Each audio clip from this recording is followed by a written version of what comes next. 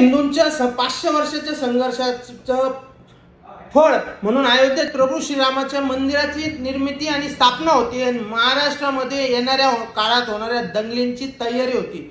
आज हे news channel पहा, यावर मनोज जरांगेंच्या सभेला जास्त गर्दी होईल का भुजबळच्या सभेला जास्त गर्दी होईल, मनोज जरांगेंची ताकद जास्त का भुजबळांची ताकद जास्त, या सगळ्या गोष्टी ज्या पद्धतीने टीव्हीवर दाखवल्या जात आहे यावर पर्यायाने ओबीसी आणि मराठा कसं युद्ध पेटल याकरता पूर्णपणे खतपाणी देण्याचं काम हे न्यूज चॅनल आजच्या तारखेला करतायत।